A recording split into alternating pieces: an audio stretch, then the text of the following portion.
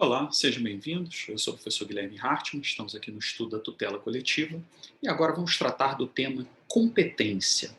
Competência é a medida da jurisdição. Competência é a delimitação do exercício da função jurisdicional. Então veja, você estuda competência no processo civil raciocinando, no processo individual. Por exemplo, uma ação que envolva a União, competência contra a pessoa da Justiça Federal. Determinadas matérias te levam também à fixação de um órgão jurisdicional diferenciado. Ainda, você tem a competência territorial, que você sabe que a regra geral é ajuizar no foro domicílio do réu, artigo 46 do Código de Processo Civil. Falei um apanhado geral, mas e no âmbito das ações coletivas? Qual é a regra de competência aplicável? Bom, vamos ao compartilhamento de tela e é interessante irmos, na Lei 7347 de 85, está aqui, o principal dispositivo que fala sobre a competência é o artigo 2º da Lei 7347 de 85. E ele destaca o seguinte: nas ações previstas nessa lei, nas ações civis públicas, elas serão propostas no foro do local onde ocorrer o dano, cujo juízo terá competência funcional para processar e julgar a causa. Vejam, aqui está a se referir a uma competência territorial, que é a competência de foro. Mas eu queria destacar a vocês, antes mesmo disto, que aquilo que eu havia afirmado de que se envolver a União, a competência será da Justiça Federal. De toda maneira, isso vale para uma ação individual, vale para uma ação coletiva, em razão do artigo 109, inciso 1 da Constituição. Tá? Então, se envolver um ente de envergadura federal previsto no 109, inciso 1 da Constituição, a competência, seja da ação individual ou coletiva, será da Justiça Federal. Por exclusão, se não tiver nenhum ente daquela natureza lá do 109, inciso 1 da Constituição, você vai para a Justiça Estadual. Agora, e a competência territorial? Não é do foro do domicílio do réu, percebem? Não se aplica a regra geral das ações individuais. O que nós temos aqui é a competência do foro do local onde ocorrer o dano, ou em que o dano ocorreu ou que pode ocorrer, porque pode ser uma ação coletiva em viés preventivo também, ok? Mas o fato é, competência territorial do local do dano é o que nós temos nas ações coletivas. Mas não é só isso. A lei fala que esse juízo terá competência funcional. Competência funcional, gente, é um critério diverso. Competência funcional é relacionada às funções exercidas na causa. E a doutrina processualista trata a competência funcional como absoluta. Olha aqui o que nós temos. A competência territorial é relativa, é disponível. Já a competência funcional, ela é tida como absoluta, como indisponível. Então, veja, cabe foro de eleição na competência territorial. Você pode eleger um foro, distanciando o que prevê a lei.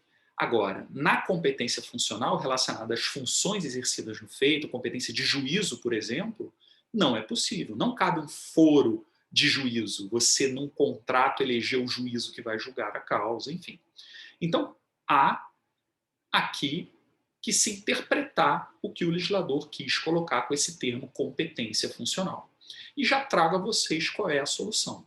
Embora seja, de fato, uma competência territorial, realmente, geográfica, do foro do local do dano, interpreta-se que esta aqui, do artigo 2º da Lei 7347 de 85, é uma competência territorial absoluta, uma competência territorial indisponível. Ou você pode até chamar de uma competência territorial funcional. Territorial funcional, ou seja, um misto dos dois critérios.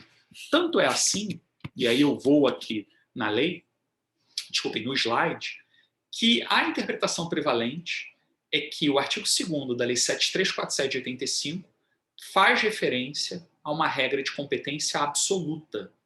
Leia-se, indisponível. Então, isso significa o quê? Que você dá um regime de interesse público no respeito ao regramento do foro do local do dano. Tudo advindo da expressão funcional oriunda do artigo 2º da Lei 7347/85.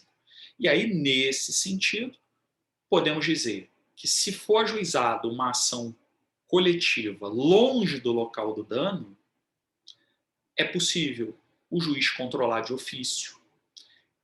Esse vício de incompetência não preclui, não se sujeita à preclusão, porque é uma incompetência absoluta. Podemos aduzir também que não cabe foro de eleição que afaste o foro do local do dano. Imaginem um termo de ajustamento de conduta que contém uma cláusula elegendo um foro distante da localidade, né, do dano. Enfim, isso seria uma cláusula aí que não seria tida como válida por desrespeitar uma norma de interesse público, uma norma indisponível. E eu trago um julgado do STJ, recurso especial 1068-539 da Bahia, justamente nesse sentido, para destacar a vocês, né, essa regra territorial funcional a par da excepcionalidade do direito tutelado, que é o direito da coletividade, regra coletiva diferente do que se tem no processo individual, portanto. Agora, você não basta estudar esse artigo 2º da 7347/85. Por quê? Porque o artigo 93 do CDC, da Lei 8.078 de 90, traz uma categorização de danos que nos é relevante. Danos de âmbito local, danos de âmbito regional e dano de âmbito nacional. Já vou voltar aqui, mas vamos ao CDC. No artigo 93, fala justamente essa ideia. Ressalvada a competência da Justiça Federal, é competente para a causa Justiça Local, do foro do lugar onde ocorreu ou deva ocorrer o dano quando de âmbito local.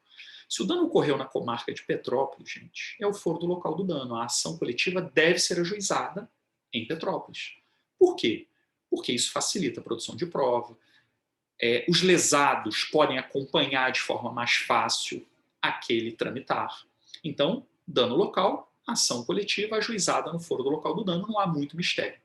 Agora, quando se tenha, vamos lá, um dano regional ou um dano nacional, aí temos uma complicação. Dano regional e dano nacional é um conceito jurídico indeterminado. É difícil precisar o que é. Dano nacional é o quê? Um dano que envolve vários estados, que envolve estados de várias regiões? Veja, a lei não diz. Dano regional envolve várias cidades de um mesmo estado, de 2 estados, enfim. O fato é que o 93, inciso 2 do CDC, dita que no foro essa ação coletiva tem que ser ajuizada na capital do estado ou no Distrito Federal para os danos de âmbito nacional ou regional, aplicando-se as regras do CPC aos casos de competência concorrente. Porque nós teríamos, de fato, uma competência concorrente. Tem vários locais atingidos. E isso permitiria isso que se chama de competência concorrente. Eu trago aqui um julgado do STJ de 2019 que sintetiza bem para o STJ que se o dano for nacional, essa ação coletiva, veja, envolve o Brasil inteiro. Então, poderia ser ajuizada na capital de um dos estados atingidos, capital porque é onde tem concentração de pessoas, ou até no Distrito Federal, em Brasília. Agora, aí a doutrina começa a elucubrar. Se só atinge estados do sul do país, o ideal era que a ação fosse ajuizada em Porto Alegre, em Curitiba ou em Florianópolis, capitais dos estados do sul do país. Por quê? Porque ajuizar em Brasília, onde não há nenhum lesado, você distanciaria os beneficiários da ação coletiva do próprio tramitar da ação coletiva. Então, veja, no meu exemplo aqui seria melhor ajuizar numa das capitais dos estados da região sul do Brasil. Da mesma forma, se for um dano regional, envolve várias cidades de uma região. Por exemplo, envolveu todas as cidades do norte do estado do Rio de Janeiro. Itaperuna, Campos dos Goytacazes, enfim, as cidades ali. Isso poderia ser ação ajuizada na capital, na cidade do Rio de Janeiro, ou até mesmo no foro do local de uma das cidades atingidas. Aí não seria, né, tecnicamente a capital, mas você ajuizaria numa das cidades em que você tem uma gama maior de atingidos.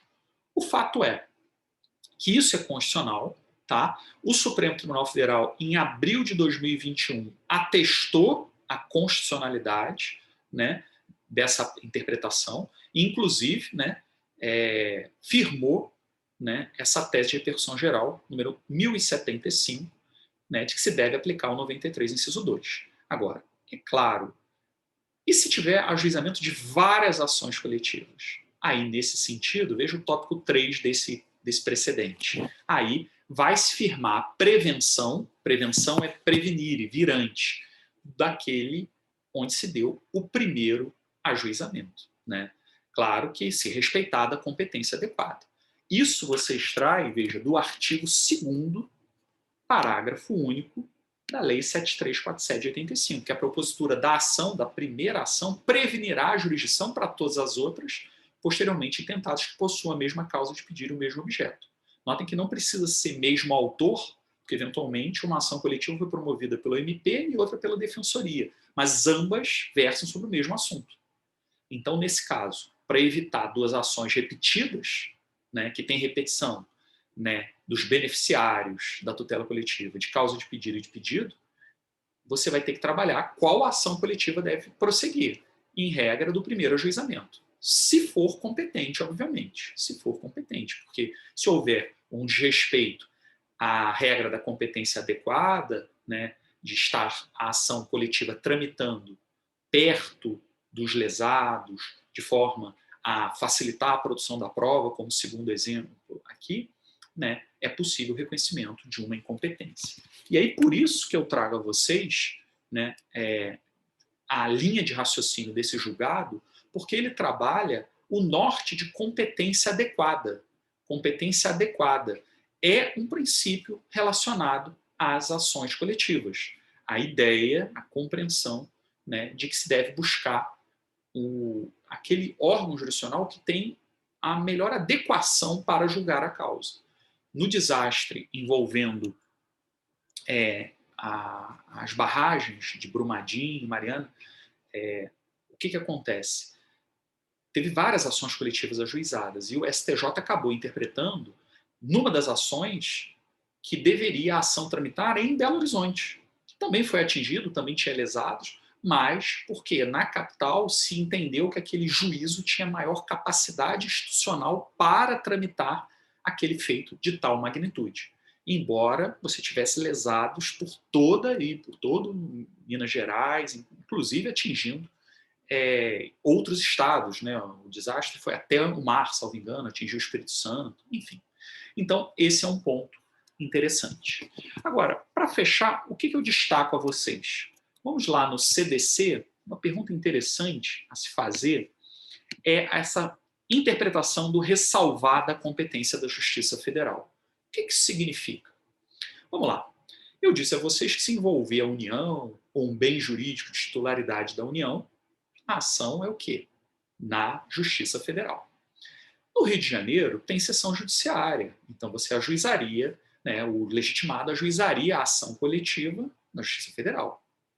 Agora, vamos mudar aqui um pouquinho o exemplo. Pense numa cidade do interior que não tem sessão judiciária, não tem sede da Justiça Federal. E tem cidades grandes que não são sede da Justiça Federal porque ela ainda está se capilarizando, ela ainda está se interiorizando. Então vamos lá, Cabo Frio. Não tem sede da Justiça Federal em Cabo Frio. Tem em São Pedro da Aldeia, uma cidade vizinha. E claro que São Pedro da Aldeia, a Justiça Federal abarca também a cidade de Cabo Frio. Agora, a minha pergunta é, se ocorre um dano em Cabo Frio, que envolve a União, essa ação coletiva ela pode ser ajuizada em Cabo Frio na estadual, por delegação, para respeitar o foro do local do dano? Porque o artigo 2º da Lei 7347 de 85, a gente viu o foro do local do dano. Se é um dano local, seria Cabo Frio. E eu disse a vocês que seria uma competência territorial absoluta. E aí, ajuiza em Cabo Frio essa ação contra a União, numa delegação para a Justiça Federal, da Justiça Federal para a Estadual, ou se ajuiza em São Pedro da Aldeia, que é a sede da Justiça Federal, que abarca o foro do local do dano, né? Abarca Cabo Frio também. E o artigo 93, quando ele fala ressalvar da competência da Justiça Federal, é justamente para se priorizar a Justiça Federal. Então, o dano local em Cabo Frio, a ação se envolvendo o interesse federal, terá que ser ajuizada em São Pedro da Aldeia. Por quê? Porque é lá que nós temos o regramento da competência da Justiça Federal. Entendido? Então, acho que é uma questão interessante, né, tanto na esfera estadual e federal, trabalhar essa linha aí de raciocínio. Era isso que eu queria falar nesse bloco, gente. Agradeço a atenção. Nos encontramos em breve. Até um próximo momento.